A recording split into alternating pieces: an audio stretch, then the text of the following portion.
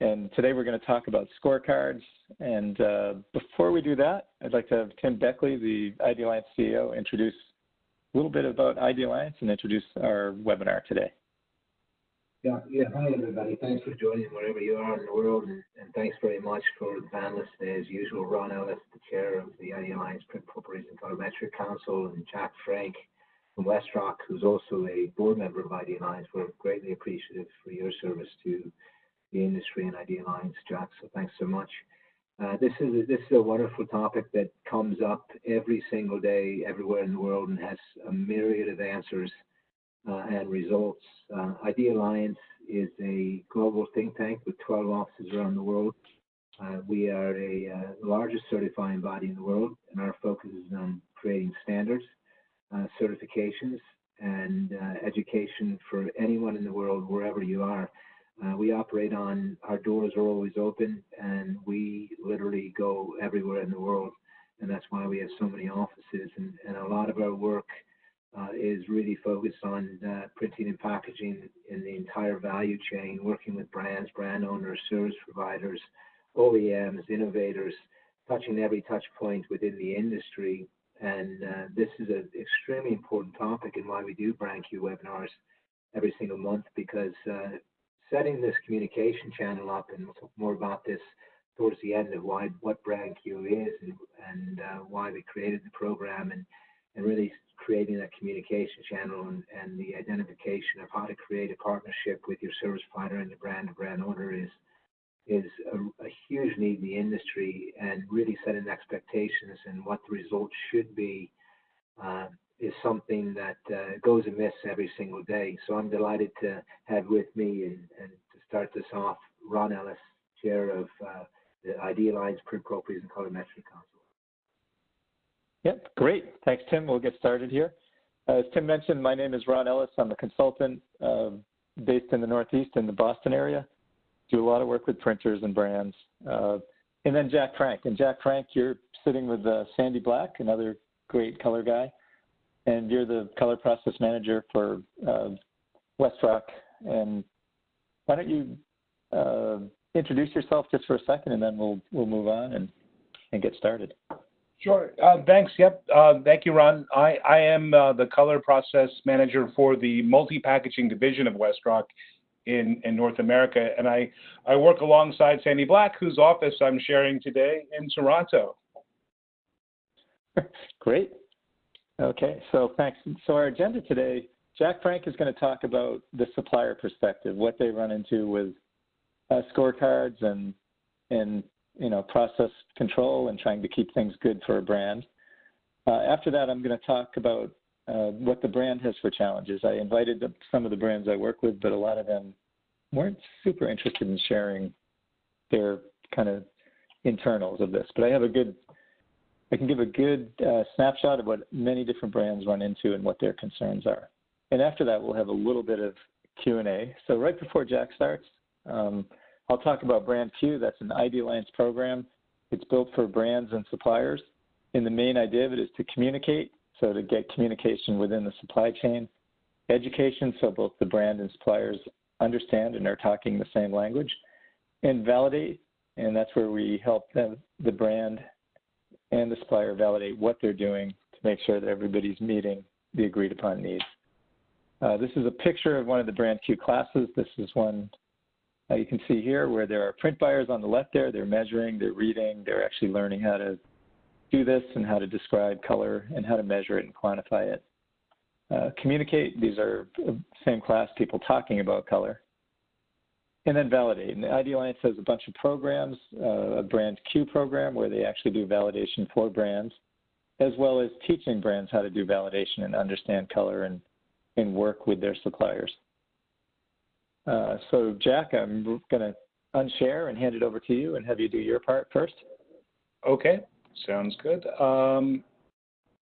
Yeah, Steve, can you, oh, there you go. Yeah, so you should be the presenter. Yeah. So just that, there you go.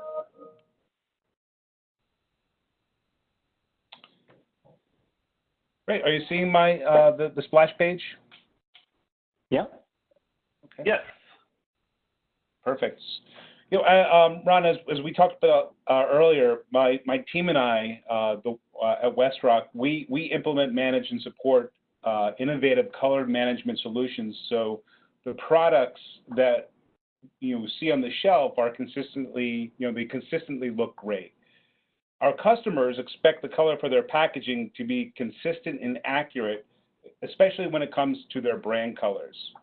And I think packaging is the purest form of communication between a brand and a consumer, so color plays a really important part, which is why they use scorecards, right? They want print consistency across multiple suppliers with multiple printing methods on multiple substrates.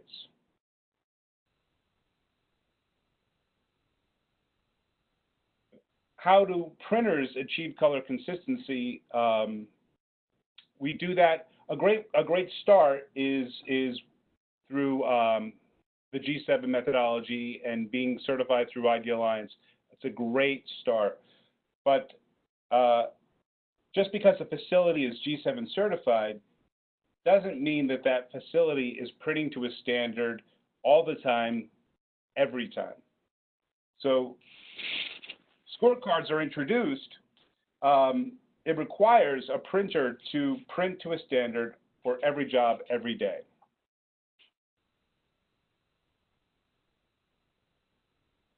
What can a printer do to run to a standard all the time, every time?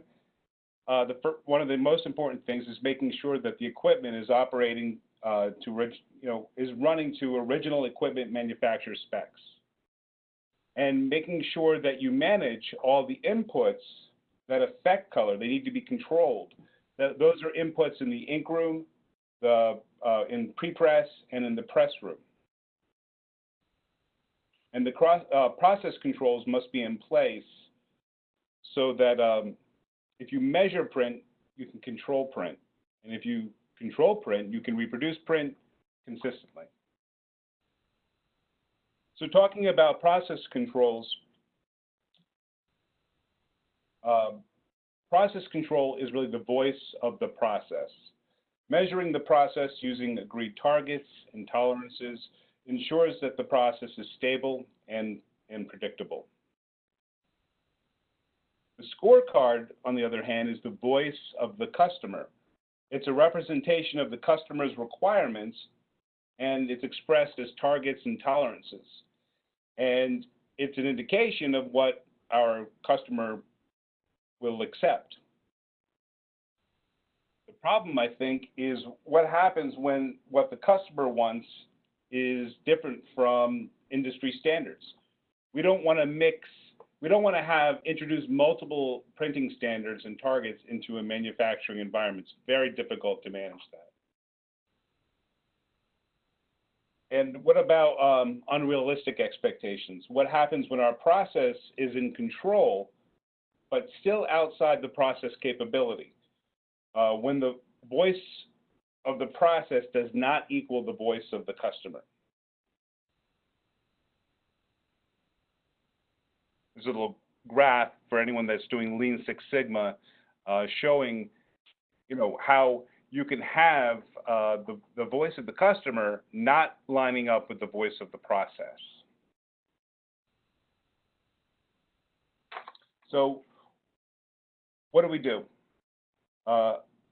Over the past several years, I've been one of the primary contacts between our printers and third parties that provide like PQM programs for our brands.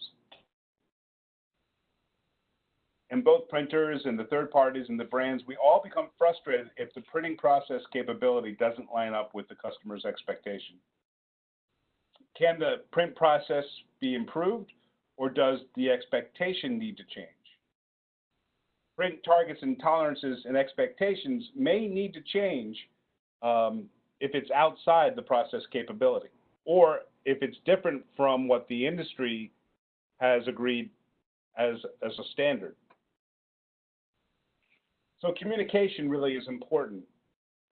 brands and printers must work together to set realistic expectations and agree on appropriate industry standard targets and tolerances, as well as standardized, tighter manufacturing capabilities.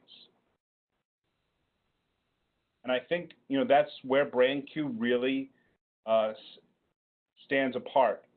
It's a program focused on the packaging supply chain, and it gives our customers, as well as giving printers, a way of communicating with one another. So, so that we can have a conversation and we can agree to standards that are within the process capability. So we can agree to acceptable tolerances that fall, within realistic printer capability. And I'll turn it back over to you, Ron. Great. To do anything? Thanks. Or... Yep. Okay, Steve, if you can pop that back over to me, and then I will share. Okay, so I'm gonna go through and show a little bit of what the brand sees, as well as some of the pitfalls and things that people run into. And I have examples of scorecards we can take a look at and get an idea of what a scorecard really is, and we'll define the scorecard. And as I go through this, Jack, jump in if there's anything that strikes you or that you would like to make a comment of. Just speak up. So we're going to go through what is a scorecard. I'm going to show some examples. Then we'll talk about scoring versus pass-fail. What about quality and perfection? What about what machines can do? We'll talk about priority. How do we prioritize what really matters? And tolerances and some additional metrics. So we'll go through that. It sounds like a lot, but I'll move pretty quickly. And at the end of it, questions. So remember, shoot your questions through the chat window to Steve Ballinger. And Jack, as I mentioned, if anything triggers a response or strikes you or makes you think something, just pop right in, and glad to have you speaking too. So the first thing we'll go through is the definition of a scorecard. So the scorecard is an evaluation of a whole bunch of different print metrics. And basically from that evaluation of all these different metrics, we end up with either a grade or a score. And I'll show a bunch of examples in just a minute. But the idea is that both the printer and the brand can take a look at this, and they can basically see, is the job good, bad, where are we with this based on this combination. Usually in this combination, we're going to have things like gray balance, we're going to have overprints, we're going to have ink colors, we'll have NPDC and some other stuff I'll mention at the end. But it's usually a whole combination of things. And that's a good thing, but sometimes that can be a problem because no print job is perfect. Nothing ever gets everything right. So the whole goal of the score, and this is probably the most important part of it, the goal of the score is to figure out, is the print quality acceptable? And at the same time, that score needs to correlate to visually correct. And I've noticed that a lot of printers and a lot of brands, they run into this thing where they get jobs that pass perfectly. So they're getting scores that are 85 or 90 or something like that. But then when they visually look at it, it doesn't match what they expected. So this correlation, this building of the scorecard, the key idea of it is to make sure that, that scorecard relates to the visual appearance as well as just a bunch of print metrics. So I get to work with scorecards quite a bit because many of the brands that are out there use these systems to evaluate print. And many printers like Jack and others also are faced with this quite often. They may have a scoring system that they're required to get to a pass on, whether they agree with it or not. Some of the brands will give this to them and say, here's what we want. Make sure that you can get to a pass on this. So think about that scorecard. That main thing is point number 3. Is the print quality acceptable? Is the printed product visually correct? And the key there being if the printer can say that the product's correct and they can ship it, and if the brand, the quality department, and everybody else doesn't have to worry as much if it's been checked on the other end. I've got some software that I'll show pictures of because I think pictures are usually pretty helpful for people and for helping people understand this. There's others than these, but these are the ones I bump into all the time. So I'm going to show some visuals from these programs and give you a quick explanation of what we're looking at here. And then we'll talk about what's important in a scorecard. So we're going to look at Chromachecker, ColorCert, MeasureColor, PressSign. And there's other programs out there too, but these ones pop into these plants quite a bit. I'm sure, Jack, you run into these quite often? Yep, sure do. All four. Yeah. So I think they're good ones to start with. The first one is Chromachecker, and Chromachecker, the primary thing that they use is something you can see over here called the E factor. So this is a little bit different than the other scorecards, but this is an evaluation based on 95th percentile and CRF, or cumulative relative frequency. But if you've never heard of that, don't worry about it. The big idea here is the number that you see here in the E factor is meant to correlate to whether you see a visual match, is the job visually acceptable or not acceptable. So just a quick look here, you can see this E factor. And there's other scores in here too, but that's the primary, scorecard being used right here to see if it's visually acceptable. In addition, most of these programs, and Chromachecker has a bunch of it, can show trending and tracking and difference between different print samples in different machines. So some of the other stuff you would see in Chromachecker would be like trend lines over time. How is a printer or a product doing in one plant, in different plants, on one machine, on different machines? So that's one example of a scorecard. Next one, this is MeasureColor. And if you take a look at this, you can see in the upper right-hand corner the score. So the score is, in many of these programs, is based on many print attributes. You can see here it says solids, G7 other. So there's so many points assigned to solids. There's so many points assigned to the G7 metrics. And then other things like overprints or spot colors or other things are in there. So you can see that job has a 35% score. Obviously, if that was a real job, you would hope the printer was not running it, but they might be on the way to getting it to pass. Another window just showing the same thing. Right here, this is the G7 window in MeasureColor, and you can see it's showing NPDC and gray balance. And same thing up top there is the score. And the idea being that the press operator would look at the score and he'd see this number and say, wow, we are not ready. But at the point that they do pass that score, then they're producing something that the brand will accept. One more screen here that just shows these are scores you can see down here over time, showing where the scores fall over time. Just kind of an example. And I'll move on to another one. So this is ColorCert, and ColorCert is used quite a bit for scoring as well. And you can see in here it's got like a little scorecard showing across time or across a run how that job is scoring. And then we can see numbers down here, and this is showing a monthly report of scores. If I pop to the next screen, this would be in a job. So we can look at our job score here, and we can see over this month where this is. So little things, you can see the average score, the trend is going down. Same type of thing, measuring a bunch of different metrics. Because if you look over here at the right, you can see primaries, you can see substrate, you can see you're looking at minimum dot, spot colors, things like that. And all of this contributes to the score. This is one more ColorCert showing across time scores of jobs. So it gives you an idea. ColorCert, very similar, has like a scoring matrix where you build what you care about. And the last one I'll show is PressSign. So you can see this one right here.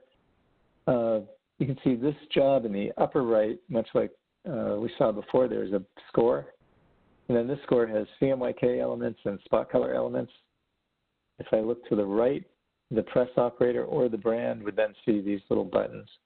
And they know which jobs or which items are good and what do they need to work on. So these are That's just another screen, same thing, just showing NPDC in the G7 mode. And the last one showing scores over time, over months. So if you look at all three of these, or all four of these are examples of scorecards that brands ask printers to meet.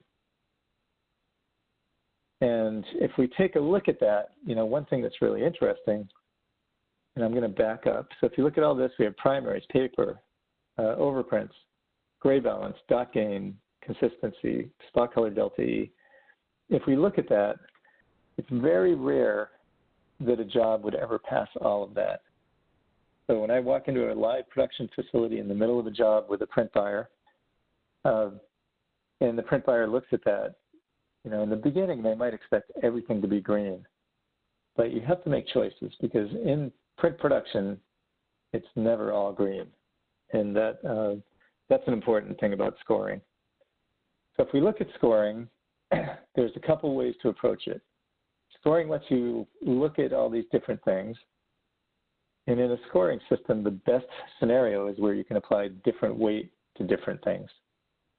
So there's a few different ways to approach it. And one is where you apply weight to the things that matter, or you do pass-fail, meaning here's things that everything has to pass. So if I was in the pass-fail world, then these red things would mean this failed. Everything would fail. But if this was a real job and I looked at it, if the operator could get that spot color right here to pass, then I'd have my job up in the passing zone, even though my paper color is off, my dot gain is off. If I said that I need, I care most about gray balance and these other things, then that would be a passing job. It doesn't have to be 100%. So that's a kind of a look at a real job. Keep in mind, Dave Hunter has a video that he showed many years ago that was a brand new Komori, and it had one of the programs that he sold back then that was an all-in-one program. And he had I think it was a whole shift or a whole day, and he basically ran it and it records it, and you can see it popping in and out of passing, failing, passing, failing, passing, failing. Now that was early in the days of process control and everything was turned on. But what we're really trying to do is we're trying to really, really go with the things that matter. So we're trying to really, really, weight the things we care about. And I'll give examples of that in a minute. These are some examples right here you can see. So this is, the same little window we just saw. You can see all these different things that get weighted. And we can apply different scoring values to different parts of this so that the things we care about have a greater score. So in my world, usually if I'm trying for a visual, I'd probably be caring about gray balance and the spot color and less about the primaries. And then over here, you can see this one over here. You can see it's got cyan, magenta, yellow, black, and a couple spot colors showing quality levels. All that gets combined into an overall score. So these are just examples. These metrics come in. They have to be given weighting because the idea of just pass, fail, if anything fails, the whole job fails. It's not really practical. Even though you want your job to be perfect and you want the print and the product to be perfect, it has to relate to what today's printing machinery can do. Maybe in 10 years or 15 years it can be perfect, but at this point, most of the things we're doing at speed, high production for packaging aren't perfect. So the one thing that I noticed, and Jack, you may have seen this over the years, is that when people or a brand first begins, they set the tolerances so tight that everything fails. And this is quite common in the beginning because when you first learn about color and you learn about measuring and you know what you want. But in real production, not everything passes. So the second kind of part about this is many brands have a spec that they tell the supply chain, but they don't check and measure it much. So if you really took all those sheets out and pulled them out and measured them, they would probably, most of them would not pass the super duper high-end spec. So real measurement is really where a lot of this comes from. Once you begin to collect measurement data, and a good example would be if you're a brand and you began a pilot program with your supply chain, in the beginning, not so much to be telling them what they have to do, but to be collecting data and working with them to get it as good as it can be. And in that process, you're going to discover how good can they be, what's realistic. But it's impossible to have perfection. Perfect printing does not exist. So if I was working for someone and they wanted perfection, then I would decline probably to work with them at that point. So keep that in mind. The tolerances have to be related to what can be printed. So what that really comes down to is in the bottom here, which metrics relate to the visual match and which metrics are most important for your brand. And if you think about that, there's a couple just as a hint.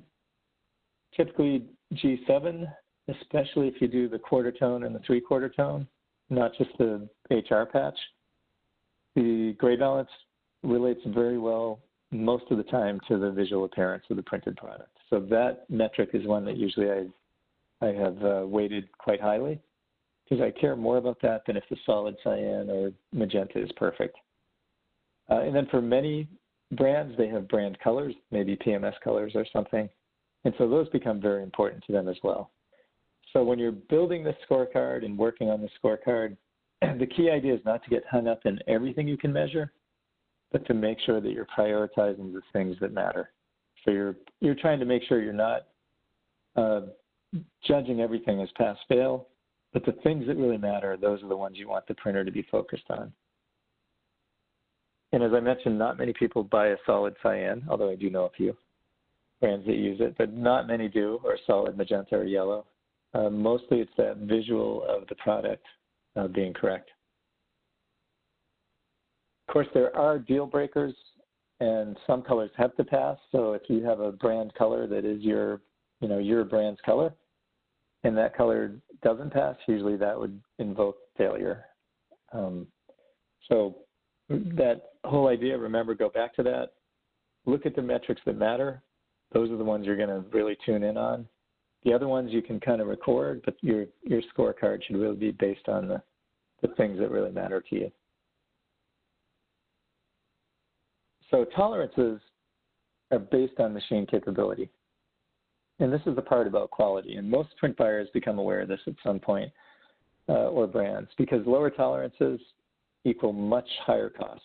The higher the quality, the harder it is, and the better the equipment and the operators have to be. So having control costs a lot of money. So when we look at tolerances, we have to think about what is actually achievable. And Jack talked about that in his presentation, where he talked about we have to figure out what can we do and what happens when the process capability is lower than what the customer wants. And if you look at it, this is my little picture that I have from a couple of places I've been.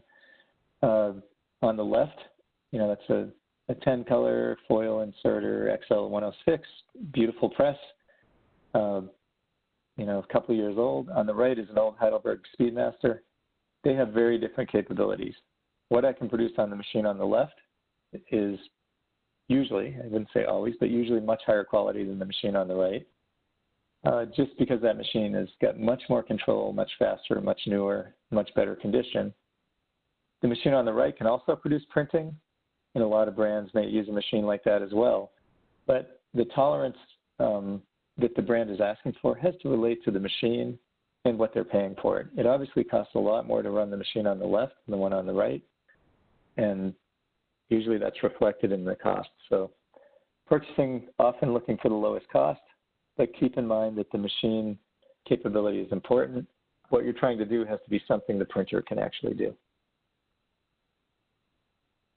Some of the metrics that you may not be aware of, I keep saying here that G7 gray balance is a good way to judge the visual match. So I spend a lot of time with brands kind of working on that part, because the dot gain doesn't matter as much. That's for the operators to know. The solids are, they're important, and the overprints matter. But really that gray balance matters to make sure we can get that good visual match through most of it. To check that, we measure delta CH. That's our measurement of gray. That's our metric for checking the difference between gray. And delta L, tonality. If you don't know much about these, you could take G7 expert training or BrandQ training online, and you could learn a little bit more about what those mean. The next one is CRF.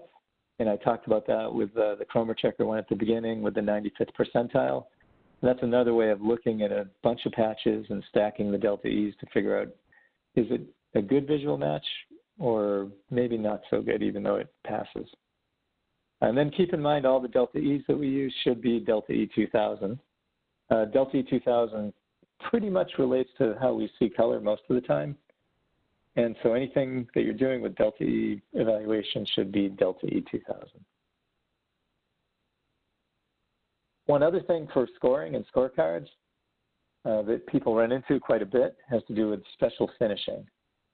So this would be lamination, coating, metallic, special substrates, or if they're using a special type of instrument. So anything that they're doing offline typically, anything that's being done after leaving the press room, or after leaving the press, usually you're gonna take a hit in accuracy. For example, if I'm laminating on my press or I'm coating on my press and my press room scanner is doing it, so as the press is running, I can judge that and I can make a color adjustment based on that.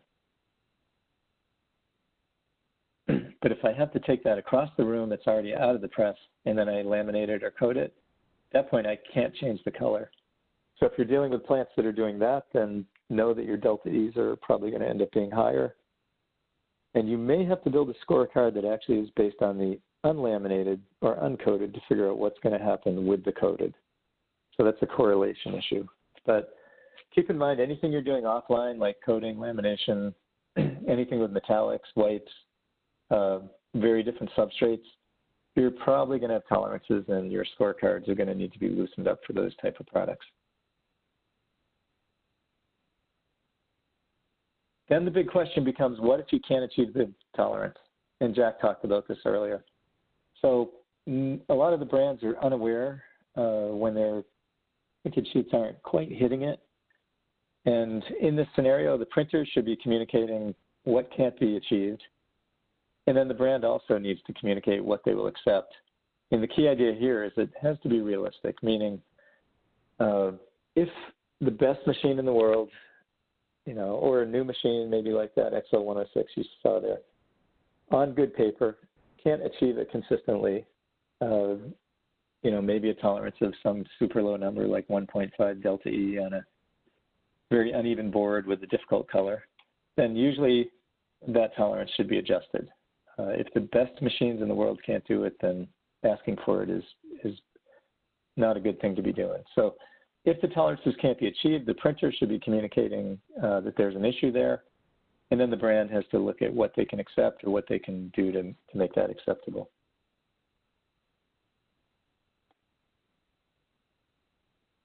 Keep in mind that cost of perfection, the more quality you want, the more waste we have, the more cost it is, and the slower the print is usually. Now I have a couple of quotes from some of the people here about this topic of scoring. So this one is from Jason Campbell from ColorCert, which is X-Right's product. And these are his key things. Fidelity of data is critical. So he's talking about making sure the data and the data sources are similar, meaning lots of different measurement devices means you get a lot more noise. Stable set of rules, meaning everybody knows what we're doing, how we're scoring. We're measuring color only, so you can see here spectral and LAB. And then having an open dialogue. And you see this last sentence about scores take time to settle while bringing the program online. That talks about, in the beginning, don't judge too much. Take a look at the data. See what people can do before you really dial in that score. And then it's important because basically the main idea with this scorecarding, as you see at the bottom, it can be used for driving improvement, better products, and it's a good tool for both the printer and for purchasing. I have Dave Hunter, and he sent one of his, which he was talking to a brand customer. His main question was, what do you want the scorecard to tell you? And he said, I want to know how accurate it is to the reference. And Dave asked to also to the other prints from other vendors, and he said, absolutely. And probably more important to know how everyone's doing, other vendors are doing. So this is what Dave's talking about with the CRF and the 95th percentile, which is the E factor, a good way to tell a visual match.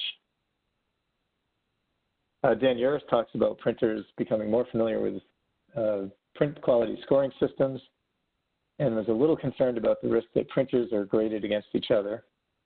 And the idea being, if you say that 2 is good, but another printer is doing 1 delta E or 1.5 delta E, then, is 2 really good enough? And how does a printer look at that difference? Are they competing with other printers, or is that standard really a standard? So that's kind of an open but interesting question. Fred from PressSign, Scorecards enable brand managers to quantify the color quality of print vendors so that they can assess and compare the true value offered by different suppliers in a quick and simple way. It's consistent every time, unlike visual assessment, which is subjective. So some of the main thoughts from those guys who built those products. I can give you my thoughts about Scorecards. And kind of my big thought is prioritize. Make sure that you're weighting your score based on what really matters to you. Don't try to have everything pass. Make sure that, gray balance, spot colors, whatever it is, maybe it is the solids or something else, but make sure that what you're prioritizing is really what matters. Second thing is make sure that when you're getting a pass on the scorecard, that it relates to the visual match. So if you're getting a 95 on your score, you should have a really good match to the proof. Check that out, because if it isn't matching, it means some of the things you might be scoring or prioritizing on need to be adjusted. Third one is know your process capability. So within your supply chain, know what is possible, and your printers will tell you. So your suppliers, guys like Jack and Sandy, they'll tell you if something is doable, realistic, or really difficult. You can probably tell by the look on their face if you're going in the, a little bit too far offside. But you can, I've seen those looks because I get to watch those conversations. So they're very polite, but they're, getting a little worried sometimes.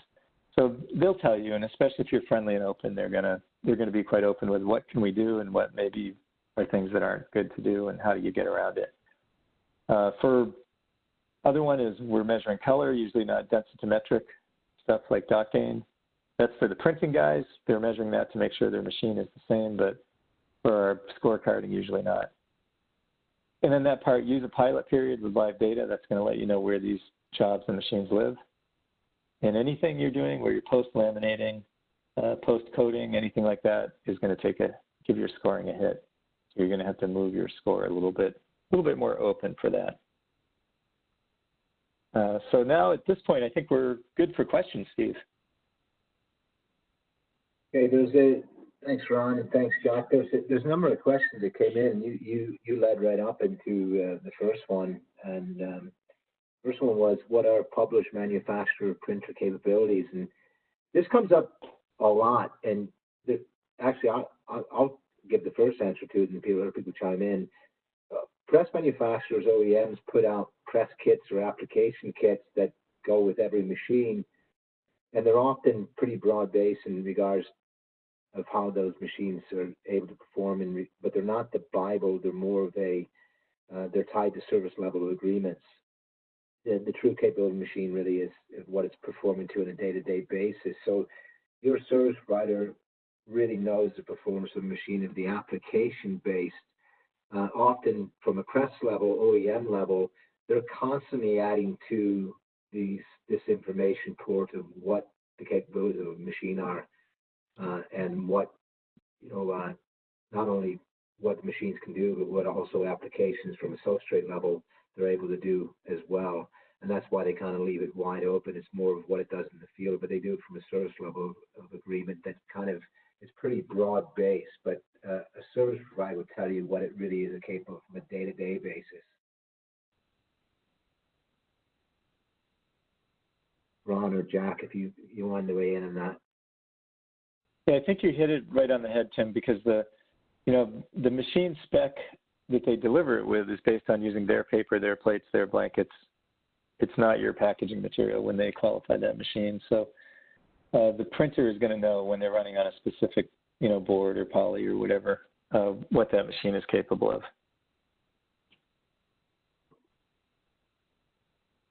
Another question is, how do the grades / scores compare? Is there grade inflation? It's actually a good question. I think Jack and Ron, you both kind of talked about the metrics that go into these programs. Yeah, Jack, do you want to start? Yeah, no, that's Jack. Do you have a thought on it? I guess my thought would be, and you talked about it quite a bit earlier, Ron, is when you have sort of when you're being graded on things that are necessarily that can conflict. Like if there's going to be, if you're going to weigh gray balance equally with TVI, sometimes that can make it very difficult, and it can affect the score. That's there's a big brand program out there that actually has exactly that, which is probably what Jack's referring to, which is in their score, they score gray balance and they score TVI and everything else. And most printers, because the number of points assigned to TVI are higher than the number of points assigned to gray balance, most printers in that program will just go for TVI and ignore the gray balance to get the passing score. So it's, gray balance in the visual is what you'd think you'd want, but in that particular program, almost every printer just nails the dot game to get the highest score and then goes on. The second part to that question was how different are the weighting factors, and they're actually quite different program to program, and they can be actually different based upon what brands could be actually asking for within a program itself. Yep, that's right. So if you talk to everybody who's working on these programs, the developers and stuff, in the past few years, they keep tuning and changing that because the brands, as they understand more about this, are starting to have more requirements and ask for things to be weighted differently. So many of these programs in their iterations as they come out keep tuning the weighting factors so that they can be tuned more into what their customers want. Because of some of these programs a few years ago, I found it very difficult to get the gray balance score high enough to actually cause a failure.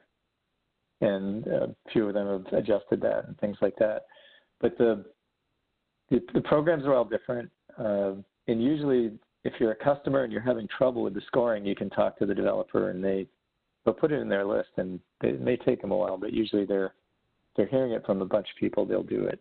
But yeah, they are quite different. All four of those programs I showed have quite different ways of setting up the scoring matrix.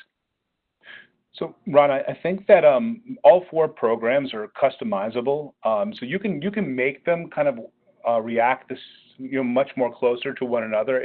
I think the issue is the brands, the requirements that the brands have, are what makes it very difficult to customize the software so that everything is measuring the same. Yep. Yeah, no, that's right. Yeah. Jack, go ahead, Ron. Oops, sorry. No, go ahead. I'm done. Okay, you feel free to continue on if you like. Your time. No, it's catch you later. Okay. Jack, this is a good question for you because I'm sure you run into this all the time. Is what does a printer do when he has multiple brands all asking for different scorecard systems? Yeah, I don't really have a great answer for that. When we're living that reality right now, and it's not ideal.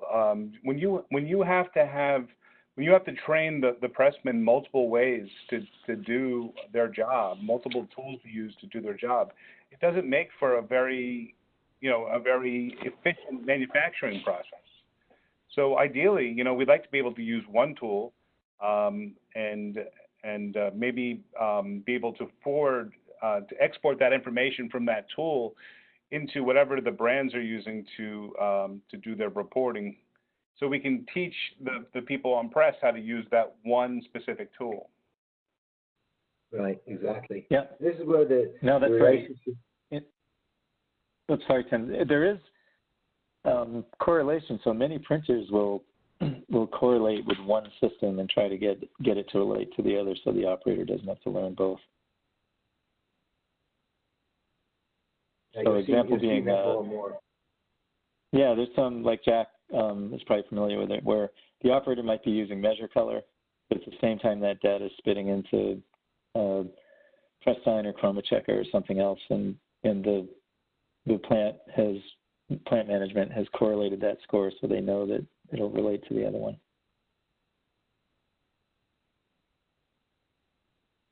And it also ties into the relationship the service provider has with the brand and brand owners, which is critically important. So you have that channel of communication, which is fairly seamless. So you can talk about where things are and how things are, which organizations certainly have around the world.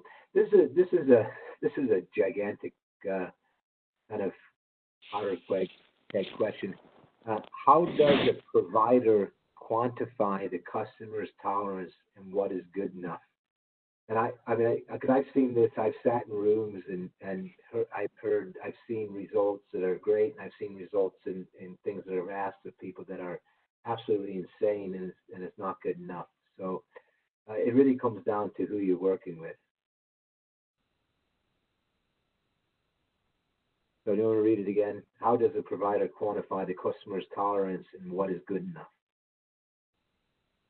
So I've seen, generally, sitting in the room watching the brands have these discussions, there's a part of it's a conversation about cost and expectation.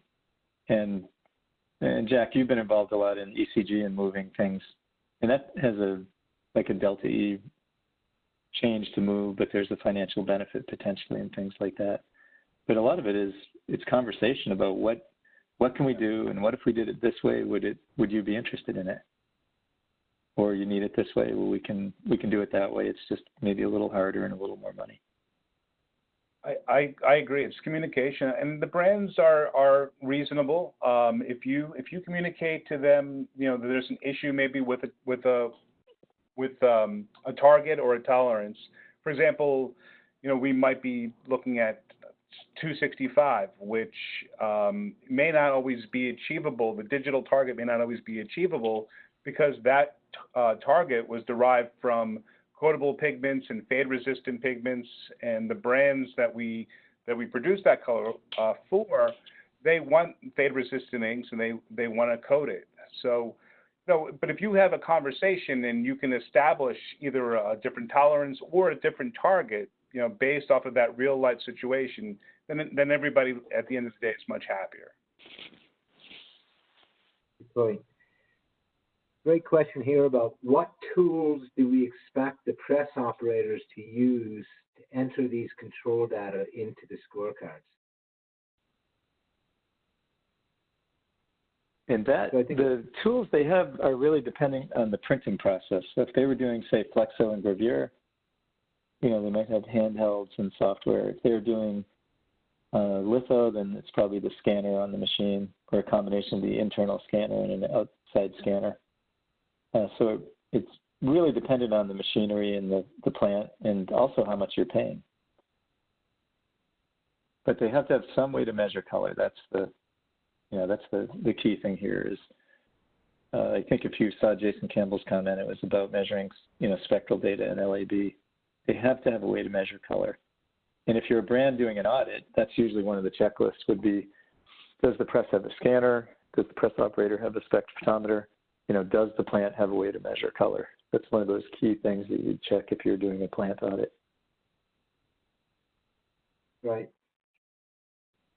Question here is, do brands and printers account for the post coatings regarding tolerances and aims, such as matte finishes, gloss coatings, etc.? It's a great question. I mean, you guys deal with this every day. Ron, I've sat with you in multiple occasions, talked about this, looking at many processes. Yeah. So Jack, you're a printer. You're number one guy to talk about this, and I can share thoughts after. For us, it depends on the brand. Some brands they want you to take the readings and submit material before the second coating. Sometimes you can use software that can predict what the change will be when that second coating is, so you can utilize that as a process control, and you can try. But the target would have to be dependent on that other coating. Matte coating can affect it in a way that maybe the gloss coating differently from how it would appear with a gloss coating. So as long as there's an achievable and agreed upon target with that coating based on that coating that's done offline, or then you can usually predict what that is going to be utilizing some of the software that's available to us.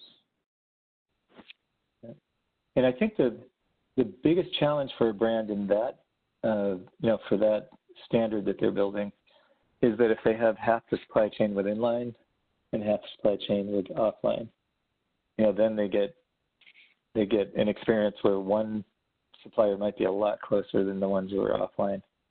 So when they have that kind of mixed supply chain where they're doing inline, offline, you really can't control the offline without doing what Jack said, which is pretty much a bunch of testing to figure out what do I need to do on this end to make it come out right on the back end.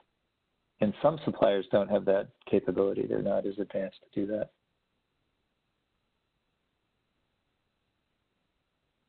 But if it's inline, it's usually quite easy. If it's offline, that's where that, the calculation and the correlation with software comes in.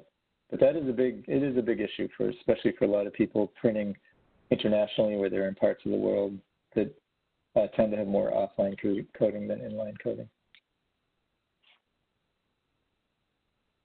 There was a question just came in about an update in ISO 20616, which is just PQX and PRX, which is metadata, which is a print quality exchange and print request exchange.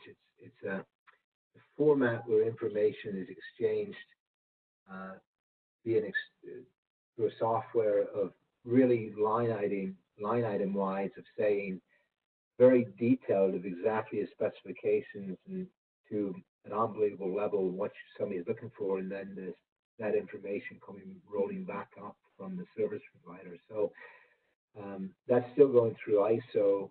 It's very close. We're meeting on that at the next ISO meeting, hopefully to finalize in Utah in November. There's the last stages of that, but that won't guarantee the adoption of that, and it's more of what people put into that metadata. Just like any standard, standards are either adopted or they're not adopted, and this program of metadata is just it's a communication tool, which also ties into another question about will there be an industry standard guideline set for a variety of boards and coatings?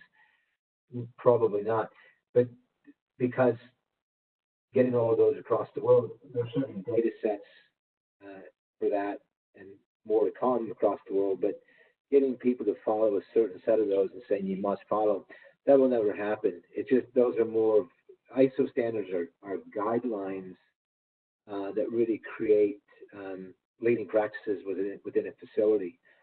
But sometimes it takes years and years for people to adopt standards because they're sometimes hard to digest for people.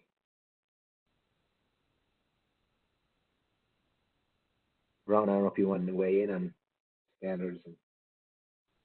Yeah, no, it does take a long time, and a lot of the standards, unfortunately, are not really aimed at packaging. A lot of them are more aimed at traditional, old-fashioned litho and things like that. So there are not as many packaging type standards. A lot of the packaging world ends up adopting or modifying standards. Yeah.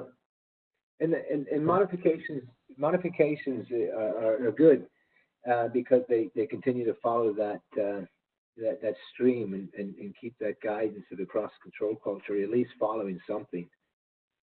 Certain countries of the world, standards are required by law, and then other parts of the world they're absolutely done because it really makes your operation incredibly tight. And then if you're adjusting them a little bit, if that works for your operation, that's great too. We do a lot of that in the BrandQ program of advising people of what they should be doing. It's not that you must do this type of thing. And so that's it for the questions. I don't know if Yep. you guys wanted to talk about BrandQ a little bit more and what we have coming up. Yeah, I think for BrandQ, there's right now a lot of people are going through the online training, and last class was in Taiwan. There'll be classes coming up. There's one in Belgium, I think, coming up in November. But if you're interested in it, log on, take a look at it on the Idealliance website, and then also just shoot questions if there's topics you want information on. A lot of the BrandQ activity ends up being custom training for brands, so they very often, instead of going to a public class, they'll bring it into their organization. If you look at the online training in the outline, that's pretty much what it's about, and it gives you a good snapshot or taste of what it is. And it's basically about establishing communication and literacy back and forth between the brands and the supply chain. It's everybody on the same page, very in-depth knowledge. And the online course really gets very extensive online training, but it really gives somebody in-depth insight and knowledge that really prepares them for a live training course as well that they can expound on, and anybody can take it. And right now we have it online for $99 around the world, and you'll start seeing these courses in multiple languages as well, not just in English. But I really appreciate greatly everyone who's joined the webinar today from around the world. I greatly appreciate, Ron, you always lead these. And Jack, thank you so much again for joining and sharing your knowledge, as you always do. Yep, great. Well, thanks everybody for joining, and if you have ideas, send them to us. We'll have more great topics coming up in the next months. Thanks, Ron. Thanks, Tim. Thank you. Yep, thanks, Jack. Take care.